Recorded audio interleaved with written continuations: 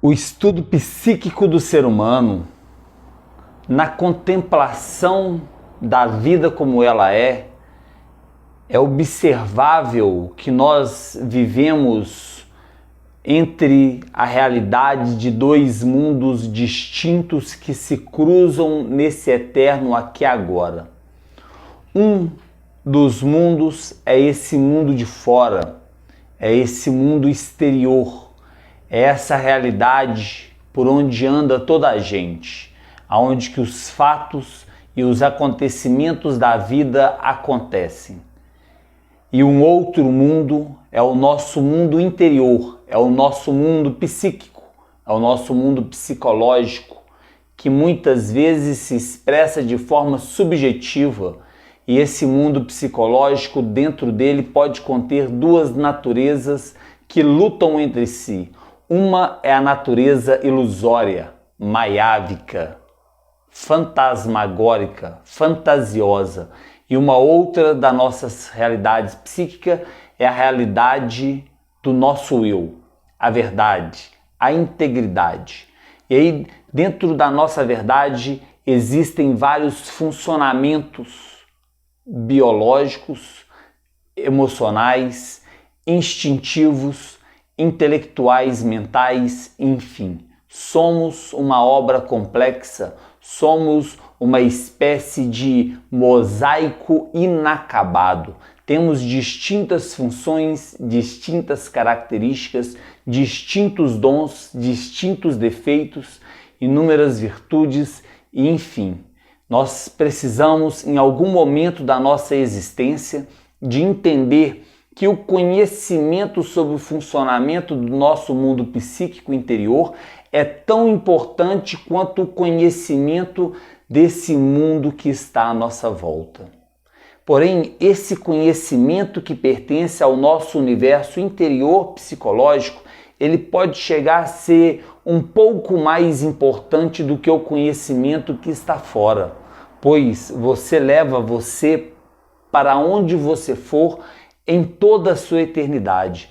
Então, independente da circunstância que você estiver vivendo, você estará convivendo com você mesmo. E isso é muito importante. As nossas excelências, os nossos dons, os nossos talentos, eles surgem de dentro.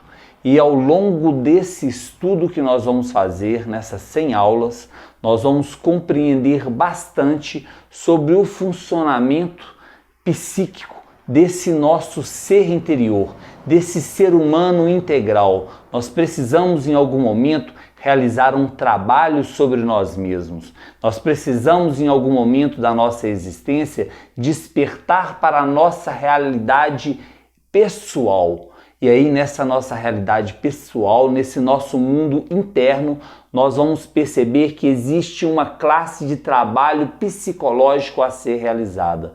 E para que esse trabalho psicológico seja realizado em nosso interior, trabalho esse que visa a excelência do nosso ser, trabalho esse que visa a construção do nosso eu, né? Somos uma obra, essa obra ela está em construção. A palavra perfeito, ela deriva do latim perfect, que vai falar feito até o fim, e nós não estamos feitos até o fim. Nós estamos em processo de construção, nós estamos em processo de aperfeiçoamento, e a nossa humanidade, nós seres humanos, nós não concluímos o nosso estágio de perfeição, né? Somos um fruto do DNA, e esse DNA está desenvolvendo no planeta Terra há milhares, talvez bilhares de anos.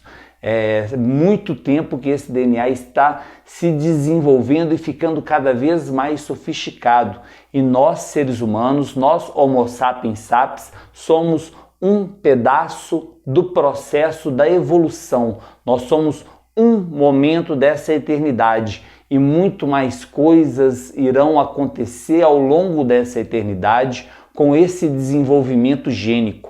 E aí, em algum momento dessa eternidade, obviamente, esse DNA ele vai ter um interesse de se autoconhecer, de se perceber melhor, de saber quem que ele é, entender da sua origem, da sua raiz, a sua razão de vida, a sua razão de viver.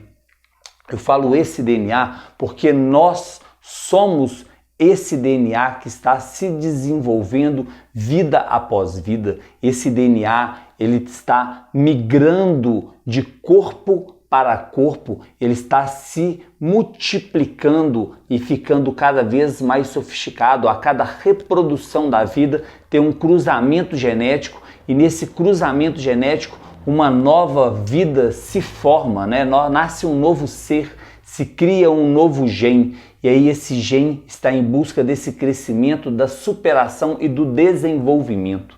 E nestes múltiplos campos do conhecimento, pois existe um campo de conhecimento relacionado com a música, com a harmonia, com as liras, com as sintonias, as sinfonias, e aí tem um outro campo do conhecimento relacionado com as matemáticas, os números, né? Essas ciências das engenharias, e, enfim, existe outro campo do conhecimento que ele está relacionado com a agilidade, a capacidade corpórea, né? Essa capacidade de agir, de fazer acontecer através do movimento, ao qual os atletas têm essa inteligência bem desenvolvido. Existem outros campos do conhecimento, que é o conhecimento intelectual, ao qual nós podemos até conhecer do nosso eu através do intelecto, através dos livros, através das ideias, né? Seja por uma tradição oral, ou seja por uma autoanálise, uma autocompreensão, a ponto da pessoa conseguir esclarecer o fenômeno que ela está vivendo através da ideia, através da filosofia, através do conhecimento. Existe um outro campo do desenvolvimento humano que também está relacionado com essa interação social, né? Essa sabedoria de lidar com as pessoas, a capacidade da comunicação, a palavra, né? Esse poder social que se expressa através do verbo, e esse verbo se comunica e cruza as ideias. E aí sim vai. Nós estamos vivendo uma vida que ela é multifacética. E aí dentro desse mosaico, obviamente, nós estamos trabalhando o nosso melhor, né? Dentro das possibilidades do agora, o ser humano, o DNA, ele está buscando se desenvolver, seja através da família, seja através do relacionamento afetivo, seja através dos envolvimentos, né? Com todos esses campos, seja o campo profissional, onde que a gente vai buscar o nosso ganha-pão, seja no campo da finança, que vai exigir toda essa administração, essa sabedoria financeira. E além de todos esses conhecimentos do mundo externo, existe um conhecimento que ele é muito especial de ser desenvolvido, que é esse autoconhecimento. Nós podemos dizer que o autoconhecimento real e verdadeiro, ele só pode ser desenvolvido através da prática da autoobservação psicológica. Então considera-se que o nosso sexto sentido seja o sentido que sente a si mesmo, seja a autopercepção. Então essa capacidade de se ver, de se enxergar, essa capacidade de se sentir, né, de entrar dentro do seu eu para fazer um estudo de autoanálise introspectiva, essa capacidade ela vai se chamar de autoobservação, e nesse estudo nós vamos considerar a autoobservação como um sexto sentido. E esse sexto sentido, infelizmente, ele está atrofiado na grande maior parte dos seres humanos que habitam o planeta Terra hoje. É observável que o sistema de educação, né, as escolas, não ensinaram essa técnica, e muitas vezes os nossos pais, por não conhecer bastante dessa técnica, também não ensinou essa técnica para nós. E aí nós precisamos de buscar essa fonte desse conhecimento. E a melhor forma de começar a realizar a autoobservação psicológica é a meditação. Então, para desenvolver bem esse sentido, é importante adquirir uma prática diária que seja simples, né? Essa prática ao qual você vai sentar em um local confortável, relaxar o seu corpo e começar a observar a si mesmo. E aí nessa autoobservação psicológica nós vamos descobrir coisas que nós ainda não tínhamos percebido em nós. É óbvio que nessa autoobservação psicológica nós vamos encontrar com defeitos psicológicos que nós achávamos que não tínhamos e que na verdade nós temos aos montes. Nessa autoobservação psicológica também nós vamos encontrar falta de virtudes. Muitas vezes nós achamos que nós somos extremamente virtuosos, né? O rei da cocada preta. E aí quando fazemos uma autoanálise psíquica e sincera, nós podemos contemplar que estão faltando algumas virtudes. Nessa autoobservação psicológica, você também pode se deparar com o seu paraíso psicológico e encontrar com todos os seus grandes valores, todas as suas virtudes que você tem trabalhado ao longo da sua eternidade e assim por diante. Esse estudo psicológico, para que ele seja autêntico, ele deve partir da sua vontade consciente. Então deve ser um desejo que tem que nascer dentro do seu coração, deve ser um desejo íntimo. E nós temos que entender que existe um campo do conhecimento que ele só pode ser desenvolvido mediante essa classe de técnica. Então existe um nível do estudo sobre a vida, existe um nível do desenvolvimento pessoal, do desenvolvimento coletivo, existe um nível do desenvolvimento de toda a sabedoria contida dentro de si, do seu eu, que essa sabedoria ela precisa de passar por um refino psicológico, por uma autoobservação do seu eu. E nessa autoobservação nós vamos observar em algum momento que nós somos um tipo de ser duplo. Dentro de nós existe algo que nós podemos chamar de sombra ou de ego, e existe algo que nós podemos chamar de luz ou de consciência.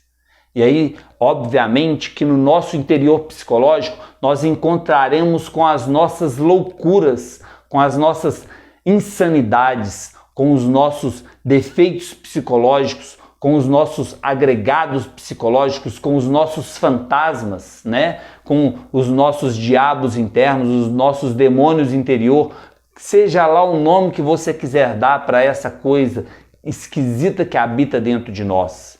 E também dentro de nós vamos encontrar com as belezas do nosso ser, com as nossas excelências, com as nossas virtudes, com os nossos dons, com os nossos valores, né, com as coisas boas que fazem nós sermos a beleza que nós somos. Então, nesse mundo psicológico, nós vamos encontrar com as nossas características, né, com os benefícios que nós temos para distribuir no planeta Terra. E aí, nesse estudo psíquico, nós vamos entender que nós temos essa duplicidade, um duplo centro de permanência. Ora, nós estamos iludidos, ora, nós estamos contemplando as coisas como elas são. E nós precisamos de entender que o trabalho mais especial de todos os trabalhos na espiritualidade se chama o desenvolvimento do bom senso, ou o desenvolvimento do discernimento, ou o desenvolvimento da sobriedade. E isso é o ponto marco do princípio do caminho do iniciado.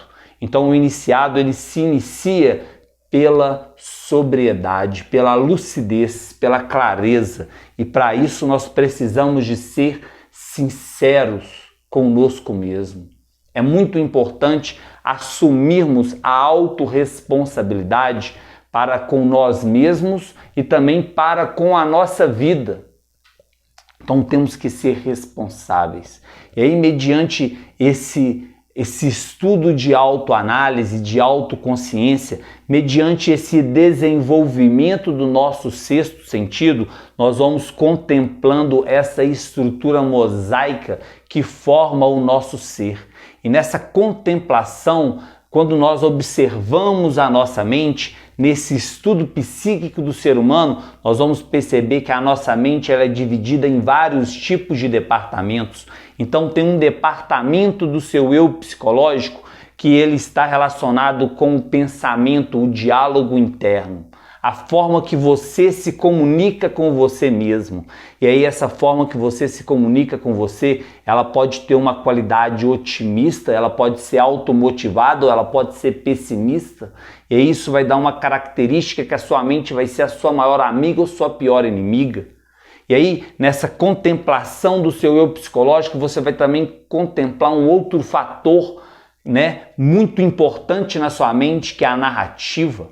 A qualidade que você narra o que você vive, a qualidade que você narra a sua vida, a qualidade da narrativa da sua história, Qual o poder da sua retórica, o poder do verbo, como que você expressa essa palavra? É muito sutil. E aí, nesse campo da autoobservação psicológica, também vamos contemplar que na nossa mente existe uma capacidade muito íntima, pessoal, que é a forma que nós lemos a vida. Podem estar 10 pessoas participando de um mesmo evento, cada uma dessas 10 pessoas vai fazer um tipo de leitura de vida. Nós precisamos de trabalhar sobre a leitura que nós fazemos da vida, porque é essa leitura que nós fazemos da vida que vai ficar armazenada na nossa memória. Nessa leitura tem o peso do nosso julgamento, a forma que você julga os fatos, os acontecimentos e as pessoas é a forma que você está codificando, criptografando essa informação da vida na sua memória, no seu cérebro. Nós não temos a vida dentro de nós, nós não temos os acontecimentos, nós não temos os fatos que aconteceram dentro de nós. Nós temos a memória e uma parte dessa memória ela é dada de acordo com a qualidade do nosso ponto de vista pessoal. E esse ponto de vista pessoal ele está intimamente relacionado com o nosso estado de ânimo. Então, se a pessoa está animada naquele momento da festa, ela faz uma leitura X com Y da festa. Ela vê a festa com bons olhos. Se uma pessoa está cansada no momento da festa, ela está entediada, ela faz uma leitura AB da festa. Ela vai ver a festa talvez com mau olhar. Ela não vai gostar daquele ambiente porque o estado de ânimo determina a qualidade da leitura de vida. E aí, tudo isso vai complementando esse estudo psíquico do ser humano.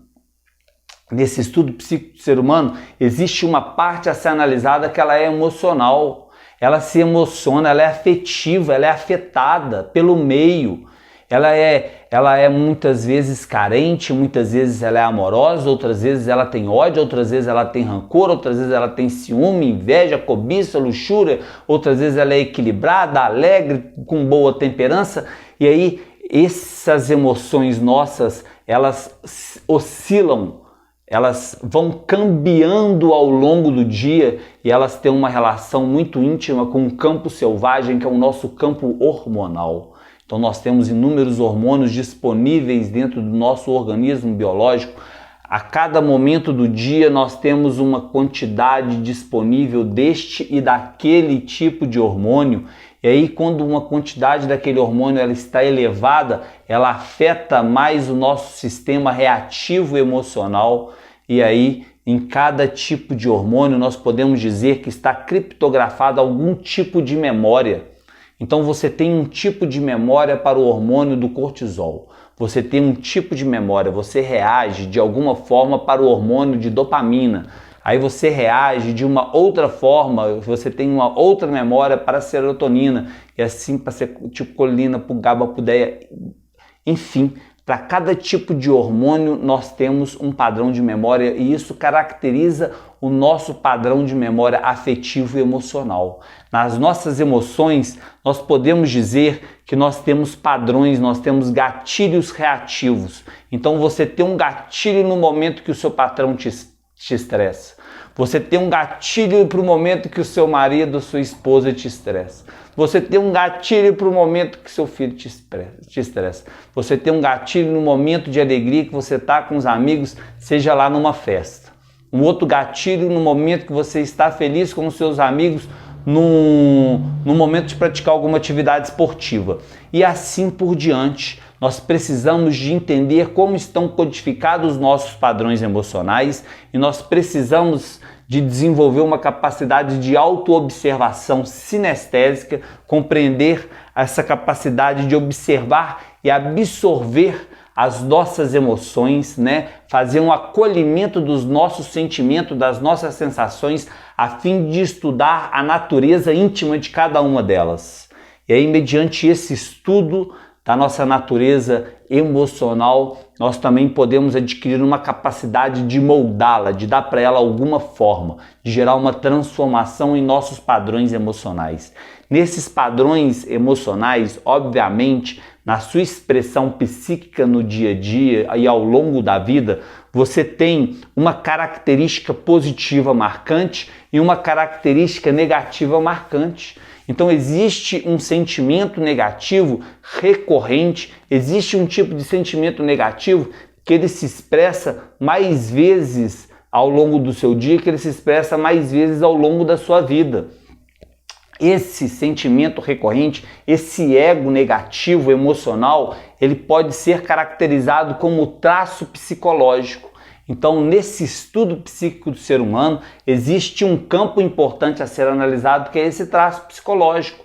Qual que é o ego que mais repete na sua existência? Esse estudo pode ser dado através do estudo do Eneagrama ou você mesmo pode se observar. Eu nasci de fósseis, eu tive uma infância um pouco conturbada e a ira ela é muito expressiva no meu interior, do meu inconsciente. E aí eu tenho 15 anos que eu estou trabalhando fortemente no despertar da minha consciência através da compreensão do meu traço psicológico, que é a ira.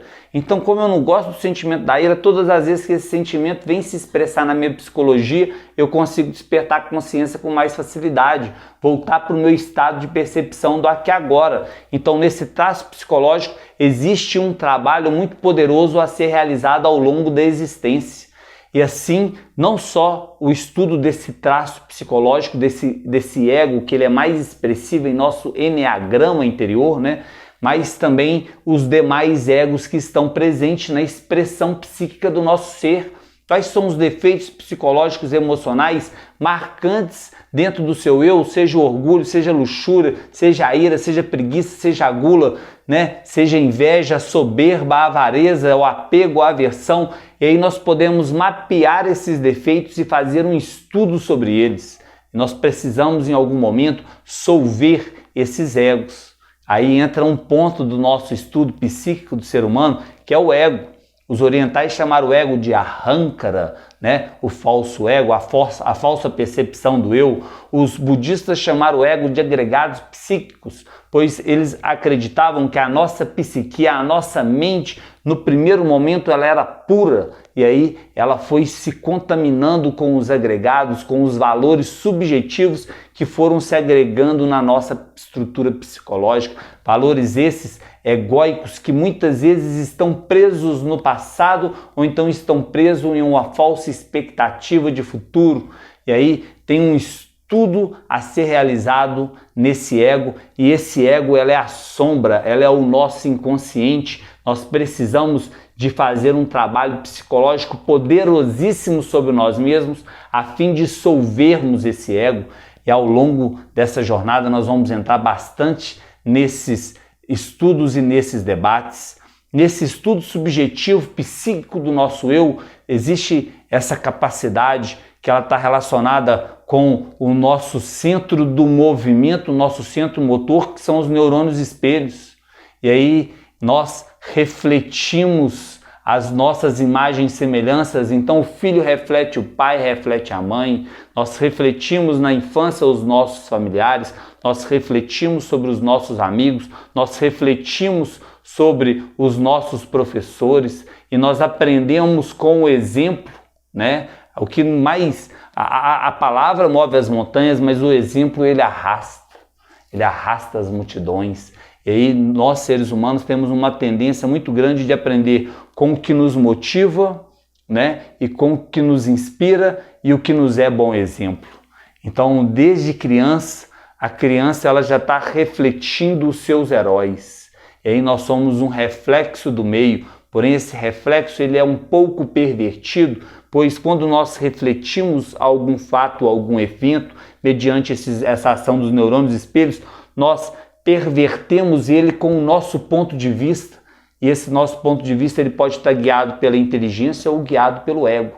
Então, no estudo psíquico do homem, nós precisamos entender quais são as pessoas que nós refletimos bastante sobre elas. E muitas vezes, nesse campo de reflexão, nós estamos refletindo as dores causadas pelos nossos inimigos e os nossos inimigos, que muitas vezes são as pessoas que nós estamos negando elas psicologicamente. É óbvio que talvez exista na sua vida alguma intriga psicológica com alguma pessoa que você não goste, que você não tenha tanta simpatia assim, né? Existem pessoas que nos causam antipatia. Então, nesse estudo profundo psíquico do ser humano, nós precisamos de entender a empatia, a simpatia e a antipatia, né? Muitas vezes nós temos antipatia, nós repelimos, muitas vezes nós temos simpatia, nós atraímos, e outras vezes algumas pessoas com essa capacidade de sabedoria mais nobre conseguem desenvolver bem o senso da empatia.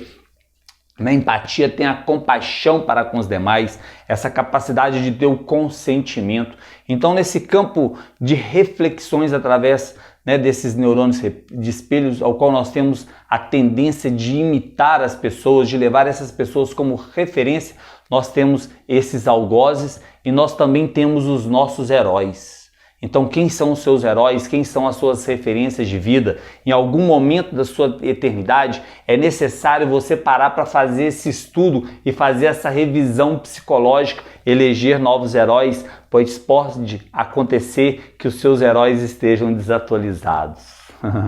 Isso é profundo. Eu tenho um curso falando sobre isso, ele chama Alquimia. Eu ensino todos os detalhes, são 120 aulas focadas só nesse desenvolvimento do estudo psíquico do homem, onde que a gente trabalha a terapia de cada um deles. Mas enfim, voltando para o nosso ponto do agora, dentro desse estudo psíquico, obviamente tem um cérebro que ele é reativo, ele é o cérebro reptiliano. Ele é um cérebro responsável pelo sistema de defesa e pelo sistema de ataque. E aí, nesse cérebro reptiliano, existem 4 instintos básicos, são 4 aplicativos que não podem ser deletados. Eles podem perder a força, eles podem perder o foco de atenção, né? Mas existem 4 funções biológicas dentro desse cérebro reptiliano que elas são muito fortes na vida. Uma delas é o instinto de defesa e de ataque. Em algum momento nós vamos precisar de estudar esse sistema reativo, porque existe uma besta animal dentro de nós, existe uma fera, e essa fera ela precisa de ser adestrada. O animal precisa de ser adestrado, muitas vezes através de hábitos recorrentes. Então existe um campo do estudo psíquico que são os hábitos, e os hábitos são muitos. Os hábitos estão presentes em todos os campos da vida. E aí, dentro do hábito desse animal instintivo, magnético, né? Esse réptil dentro de nós, dentro dos hábitos dele tem um hábito de defesa e um hábito de ataque. Pode ser que você esteja preso ao longo da sua vida no instinto de defesa e de ataque. Esse instinto que ele é bruto. E se você está se defendendo, você está se atacando. Talvez você esteja em um ambiente, nesse ambiente você sofre algum tipo de ofensa, você sofre algum tipo de ataque, algum tipo de ameaça e nem está percebendo. Tem ameaça que vem dos familiares, tem ameaça que vem do patrão, tem ameaça que vem dos colegas de trabalho, tem ameaça que vem até mesmo do grupo de amigos de socialização. Pode ser que alguma pessoa não tenha tanta simpatia conosco e está atuando reativa, disputando território. E aí, com esse instinto de defesa e de ataque aguçado, você não consegue alcançar a paz interior. Todo ataque tem base no medo. Então esse é um campo do estudo psíquico muito poderoso. Como que anda esse animal reativo dentro de você? Esse animal ele é territorialista, ele gosta do seu ambiente. E existe um campo do estudo psíquico. Você tem um ambiente favorável para o seu desenvolvimento pessoal e espiritual e também para o desenvolvimento coletivo que você vai causar na humanidade? Você está em um campo certo, em um momento propício da sua existência para o seu desenvolvimento? Esse ambiente ele favorece o seu crescimento? Como que anda o seu território? Tem um outro campo que é o campo reprodutor, instintivo sexual. Até o DNA reproduz, toda a espécie reproduz. E aí como que anda a sua sexualidade? Como que anda o seu impulso instintivo reprodutor? Você consegue dominar essa força? Você tem controle sobre essa força? Você consegue trabalhar bem sobre ela? Ela te faz bem? Ela te faz mal? Ela está tirando o seu foco de vida? Você está satisfeito com tudo que está acontecendo nesse campo? E aí existe um estudo psíquico forte sobre a sexualidade. A sexualidade ela é muito poderosa, todo mundo nasceu do sexo, tudo veio do sexo, tudo veio dessa reprodução. essa força que também é considerada como o Espírito Santo de Deus, o doador da vida universal. E existe um estudo poderoso para ser feito sobre essa energia que ela é altamente magnética. E ela, se ela for trabalhada conscientemente, através das técnicas do Tantra branco, não dessa promiscuidade sexual de baixo credo aí que eles ficam vendendo a troco de qualquer porcaria, enfim, sou revoltado com isso. E aí, esse Tantra branco, que é o estudo fino e refinado, o estudo original mesmo, que vai trabalhar ali com amor dentro de um parceiro e de uma parceira, na verdade isso nem é o Tantra, isso aí chama Sahaja Maituna. O Tantra ele é muito amplo, nós vamos falar do Tantra, mas o Sahaja Maituna ele é uma das técnicas do Tantra e tem pessoas que têm essa vocação por trabalhar a energia sexual de forma consciente e expandir essa energia em prol da saúde, da autocura, do bem-estar, do magnetismo, da inteligência, da eloquência, da inteligência emocional, e, enfim, são vários campos a ser desenvolvido nesse campo da sexualidade, é um trabalho muito bonito. E aí outro campo que também tem que ser desenvolvido nesse estudo psíquico do homem é o instinto da sobrevivência. Se estiver faltando a refeição na sua casa, quem tem fome mata. É a lei da natureza, é a lei da selva. Então, como que anda a nossa sobrevivência? Pela sobrevivência nós estamos trabalhando, pela sobrevivência nós estamos buscando dinheiro, buscando esse capital. E aí isso interfere muito, né, na nossa psicologia interior. E assim é o ser humano. O ser humano tem um estudo psíquico que ele precisa de ser feito em relação ao corpo.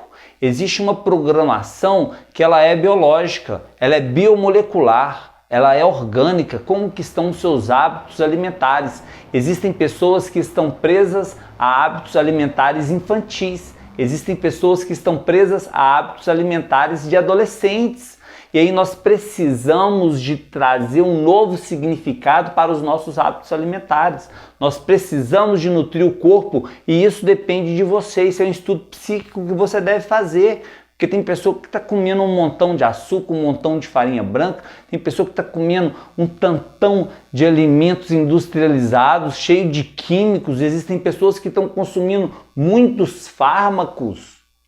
Né? Obviamente que os fármacos têm o seu papel, eu não quero criticar os fármacos nunca na vida, na eternidade, na existência, mas infelizmente em alguns momentos a indústria farmacêutica ela banaliza, a indústria farmacêutica ela é antiética, ela é amoral, e aí nós precisamos de ter um cuidado muito sério com esse campo, e os médicos e as médicas e a turma da área da saúde tem que desenvolver uma consciência que as pessoas elas precisam de ser muito bem cuidadas, muito bem tratadas, e o diagnóstico tem que ser feito de forma profunda, né? E o tratamento tem que ser direcionado com precisão.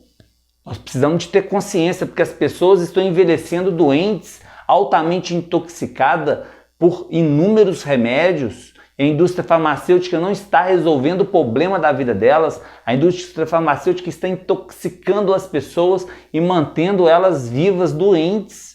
E aí nós temos que ter esse cuidado, essa consciência alimentar, porque é uma das formas de nós alcançarmos a velhice de forma saudável.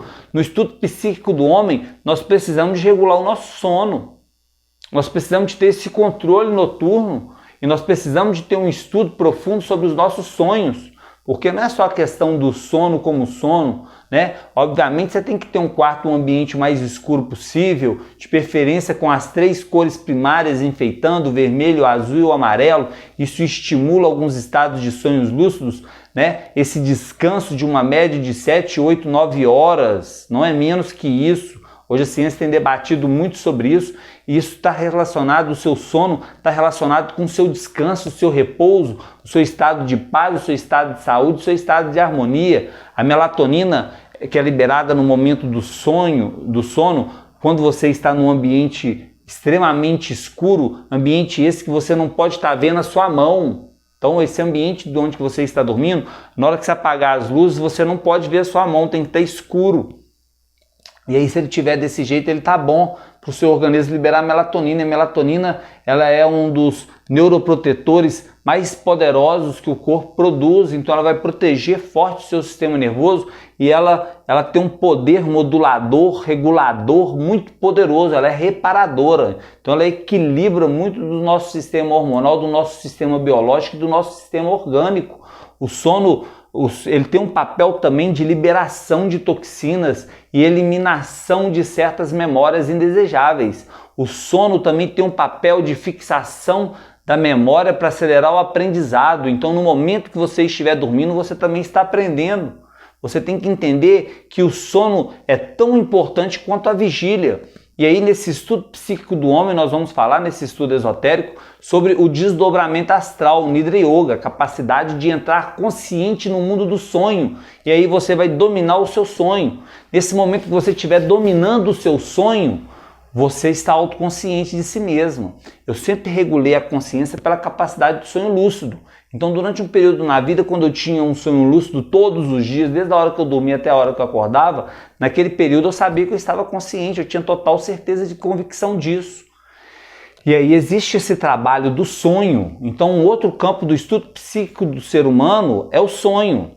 E aí esse sonho, em algum momento da eternidade, uma média de 70 mil anos atrás, eles acreditam que esse sonho ele entrou na vigília em nós seres humanos, e isso aconteceu por conta do consumo dos psicodélicos.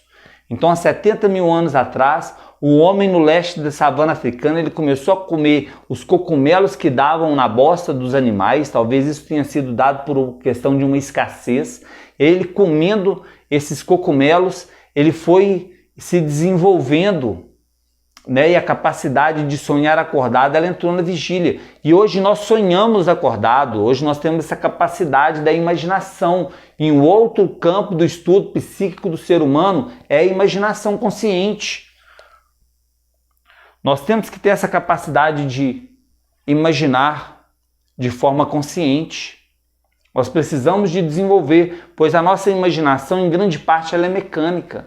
Se a pessoa ela controlar a imaginação, ela pode ter certeza que ela vai controlar a mente. Se ela controlar a mente, ela controla as emoções. Se ela controlar as emoções, ela controla os instintos.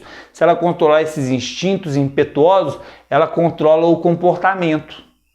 Então, nessa capacidade do sonho, nessa capacidade de imaginar acordado, nós precisamos de desenvolver vários dons relacionados a ela. Porque senão, quando a imaginação ela fica pegada na dor, a mente pensa na dor, a emoção sente a dor, o instinto ele reage com aquela dor hormonalmente e aí o corpo acaba entrando nesse comportamento de dor. E aí isso pode gerar algum tipo de lesão, lesão na autoestima, lesão na autoimagem, que são dois campos poderosíssimos, nós vamos falar dele. E aí essas lesões estão causando doenças relacionadas ao estado de ânimo. Então muitas pessoas estão com tristeza, estão com depressão, estão vivendo ansiedade, porque elas não estão conseguindo controlar a imaginação delas. Pode parecer a coisa mais incrível do mundo, mas a imaginação tem um poder, pois o cérebro ele não consegue distinguir uma imaginação bem imaginada de uma realidade vivida. Então o cérebro ele confunde imaginação com realidade, ele confunde fantasia com realidade. E você tem que aprender a controlar essa imaginação. Essa imaginação ela tem que ser um projetor. Você tem que projetar o seu futuro, projetar o seu amanhã, projetar o que você quer, projetar a sua melhor versão através da imaginação. A imaginação ela é um órgão co-criador. E de alguma forma nós precisamos de realizar esse trabalho ao qual nós vamos desenvolver a imaginação para que a imaginação se transforme num planejador da nossa vida. Ela vai ter a habilidade de fazer o planejamento estratégico para cada campo da nossa vida. E a imaginação tem que estar sempre focada no próximo passo. Essa é uma das técnicas do desenvolvimento da imaginação, ensino no outro curso. Uma outra forma de desenvolver a imaginação é a imaginação estar sempre focada na solução do problema. Todo problema tem uma solução, dizia a professora de matemática. E lá no meu curso eu tenho uma aula falando só sobre isso. E aí tem que desenvolver essa capacidade de imaginar de forma consciente. E aí tem uma terapia para essa imaginação, tem um trabalho psicológico poderosíssimo, poderosíssimo, poderosíssimo. Eu deixei um módulo só para isso. E aí no curso Alquimia, não nesse curso, mas enfim, isso é um estudo psíquico do ser humano e nós precisamos de trabalhar sobre isso. Nós precisamos de entender sobre as nossas funções. E essas nossas funções, elas precisam de ser bem trabalhadas, bem elaboradas. Na próxima aula nós vamos falar sobre a elaboração consciente de cada uma dessas funções. E aí nesse estudo psíquico do ser humano tem um campo que é a autoimagem. A autoimagem está relacionada intimamente com a sua autoestima. Então a forma que você se vê, nela você está criptografando o seu valor. Então na sua autoimagem está criptografado o seu valor pessoal. É como se estivesse escrito na sua testa. E aí nesse campo da autoestima, também tem a capacidade do seu diálogo interno, que influencia nessa autoestima. O seu diálogo interno, ele te boicota ou ele te motiva? Ele te inspira, ele te faz crescer ou ele te joga no buraco?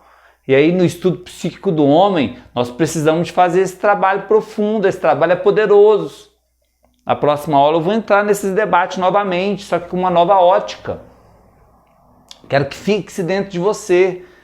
Como dizia um professor chamado Samael Aun Weor, era um mestre espiritual, evoluidíssimo, graças a Deus, o venerável mestre Samael, ele dizia: quem não está trabalhando sobre si mesmo está perdendo tempo inevitavelmente, está perdendo tempo miseravelmente. E aí ele usava essas frases. Então nós temos que fazer um trabalho psicológico sobre nós. E aí para fazer esse trabalho psicológico nós precisamos de desenvolver o estudo psíquico.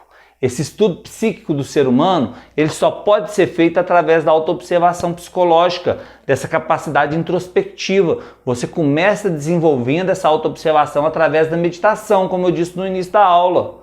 E aí, depois você consegue manter esse estado de autoobservação mesmo no movimento.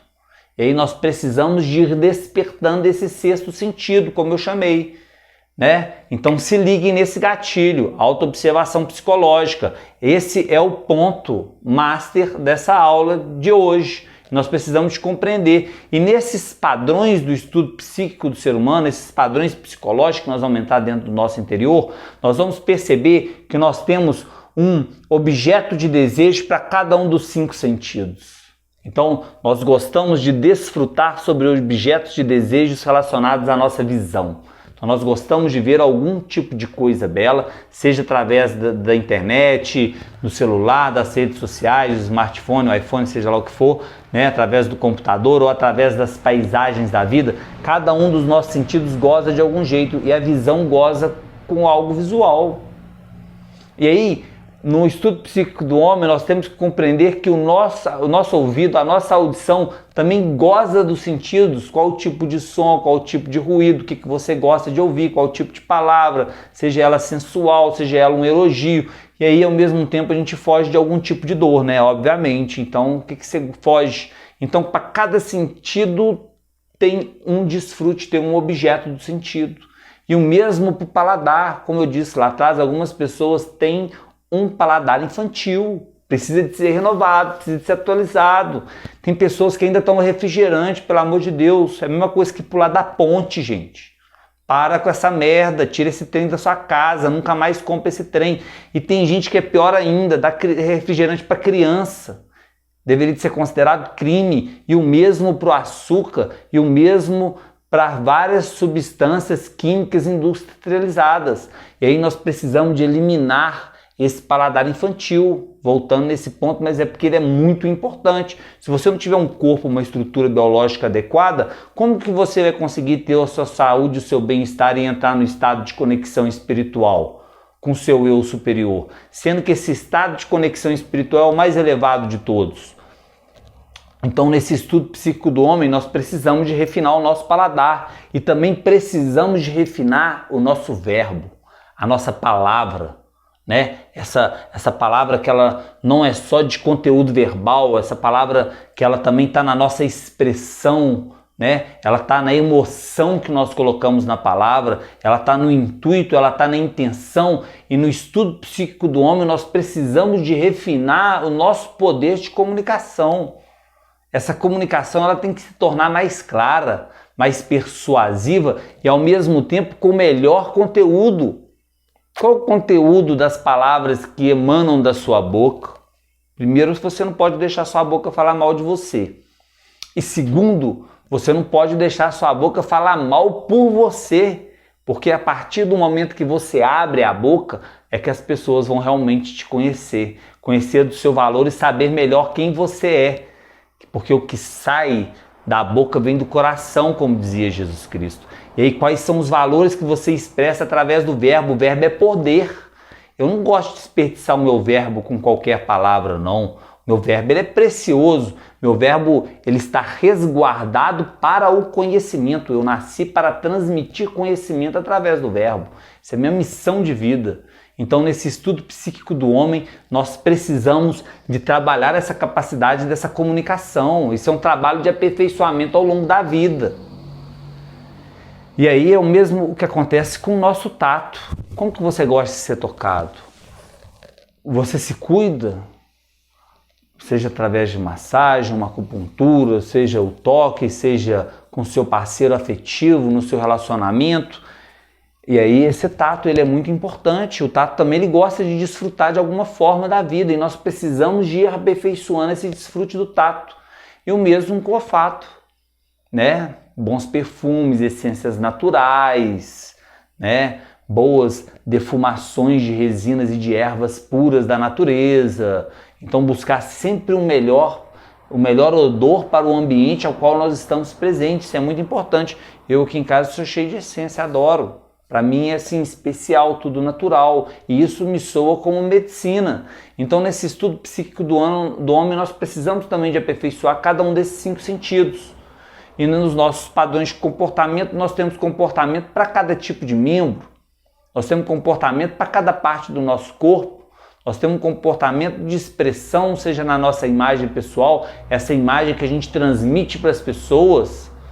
E aí, não só nessa imagem, não só no tom da voz, não só na qualidade emocional, mas também na nossa expressão. Nós precisamos de trabalhar a nossa expressão, nós precisamos de desenvolver esse poder teatral, esse poder poético, que era tão especial para os gregos. E esse é um campo do desenvolvimento humano. Então, o autoconhecimento é esse trabalho muito poderoso que tem que ser feito no aperfeiçoamento, né? Essa obra que vai cocriando, que vai desenvolvendo cada parte autônoma do nosso ser. E aí é muito importante a gente entender um pouco melhor dessa complexidade, entender que nessa complexidade tem um trabalho psíquico.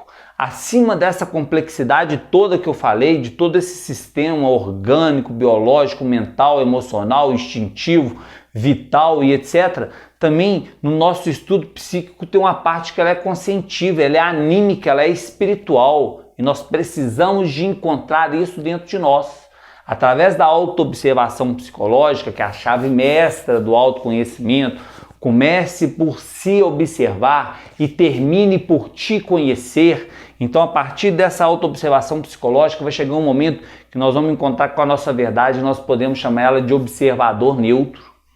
Nesse observador neutro que tem a capacidade de ver e de compreender as coisas como elas são, né, o que o budismo vai chamar ele de Buddhata, ou a essência da alma, os gregos vão chamar esse observador inicialmente de Sofia, né, o princípio da sabedoria, porque ela vai contemplando e vai se despertando. Esse Buddhata, essa essência interior, esse princípio anímico divino, nós precisamos de estudar ele, pois Jesus dizia que em paciências vós possuireis vossas almas. Então a alma se conquista em paciência. E Jesus também dizia de que adianta conquistar o mundo e perder a alma. Então ele falou que a alma se ganha e a alma se perde. Quem falou isso foi Jesus, pô. Será que existe um trabalho psicológico e espiritual a ser desenvolvido em torno disso? E aí nós podemos dizer que essa alma está na capacidade de ver o belo. Essa é a nossa criança interior. Essa nossa criancinha pura, bela, eterna que existe dentro de nós. Essa criancinha ela existe eternamente porque nos primeiros anos de vida, do 0 aos 7 anos, só o cérebro instintivo, que é o cérebro reptiliano, e o cérebro límbico, mamífero emocional, que estavam bem desenvolvidos.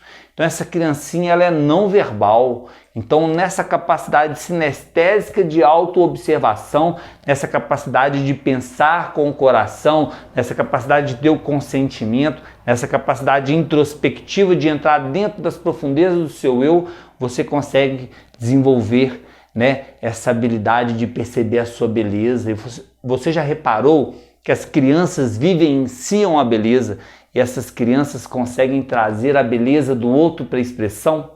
Então a sua beleza interior, ela tem essa capacidade de trazer a beleza do interior do outro para a expressão.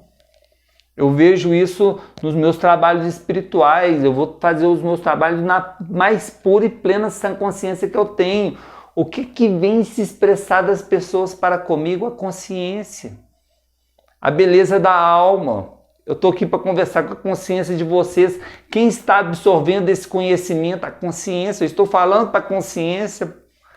Eu convivo com a consciência das pessoas que estão à minha volta. Eu não gosto de conviver com ego, então eu trago a consciência para a expressão. E aí, essa nossa essência, essa nossa criança interior, ela tem um poder de trazer a criança interior da pessoa para a presença. Assim como a ira. Você já viu a ira, essa expressão? A ira, ela está sempre zangada, ela irrita a outra pessoa, para a outra pessoa ficar zangada e conversar com ela no mesmo tom. Os dois querem estar na mesma vibração. A ira, ela faz de tudo para isso acontecer. E o mesmo a criancinha. Então é isso. Acima da nossa criança tem uma capacidade ainda superior ainda. Acima da essência tem a consciência. Esse observador neutro, esse Buddhata, ele se conecta com um estado chamado no budismo de Bodhisattva. Estado de consciência na bondade. A consciência, ela se desperta. Ela se transforma em luz observante. Essa luz clareia com sobriedade, com lucidez, com consciência e com discernimento. Teve um mestre espiritual, Hare Krishna, o nome dele é Bhaktivedanta Swami Srila Prabhupada. Maravilhoso. Esse é diviníssimo dos céus. O Srila Prabhupada, ele dizia que nós precisamos só de 10% de fé e 90% de bom senso. Jai Srila Prabhupada. E aí, essa consciência é esse bom senso. O bom senso para saber entrar, o bom senso para saber sair, o bom senso de se comportar adequadamente em cada ambiente, em cada local. E esse nosso estudo ao longo dessa jornada é um estudo de consciência. Nós vamos trabalhar essa consciência na ótica dos estudiosos da antiguidade. Então nós vamos fazer uma coletânea de vários sábios, de várias escolas, de várias metodologias para o despertar da consciência. E aí eu espero despertar a consciência de vocês. Esse é o meu trabalho, eu nasci para isso, eu estou aqui para isso. A minha vida é isso. E aí nesse estudo psíquico do homem, além dessa consciência, além dessa luz observante, tem a raiz de todas as luzes, que é o nosso eu, o nosso ser espiritual, real e profundo. Então esse nosso ser espiritual, o nosso ser integral, esse que ficou na questão do Shakespeare, onde que ele andava ali no seu cavalo ali, fumando o seu cachimbo, era dito que no cachimbo dele tinha cannabis, alguns estudiosos acharam alguma coisa assim, talvez até por isso que ele seja sábio, mas eu não sei. E aí ele fumando ali o cachimbo dele ali, montado no seu cavalo, ele sempre estava indagando ser ou não ser. Ser ou não ser, ser ou não ser. Aí o Samael dizia que o ser é o ser e a razão de ser do ser é o próprio ser. E aí nós estamos aqui para desenvolver esse nosso ser. Ser esse, né? Sertão grande. Aqui eu sou de Minas, então tem um sertão veredas, né? E esse sertão grande, esse ser tão grande dentro do nosso interior, o Aristóteles também adorava ele. O Aristóteles, ele deixou um legado na Terra chamado As Excelências do Ser. E aí nós vamos falar bastante do ser. Uma dessas aulas aí para frente é só sobre o ser. Nós vamos entrar profundo nisso. Então, minhas amadas e meus amados do meu coração, se alertem, se atentem. Existe um trabalho psicológico para ser realizado. Esse trabalho psicológico, ele é o ponto mais importante da sua evolução. Não é desenvolver poder místico, não é fazer parte de uma crença, de uma religião, ou tomar chá, ou fazer parte do esoterismo, ou ser o grau mais alto na escola esotérica. O mais importante é o trabalho sobre si mesmo. Esse não pode falhar. Esse deve acontecer a cada instante da eternidade. Esse deve acontecer a cada momento da eternidade. Lembre-se que você tem sempre algo a aperfeiçoar dentro de ti mesmo. E só 1% no dia basta. Eu sempre brinco que se você colocar só um tijolinho na construção da sua obra pessoal, todo dia, no fim da vida você tem uma obra completa. Então fiquem no bem, com muita paz, muito amor no coração e nos vemos na próxima aula, ao qual nós vamos falar do trabalho psicológico. Perfeito? Uma coisa é fazer o estudo, a outra coisa é fazer o trabalho. Tamo junto.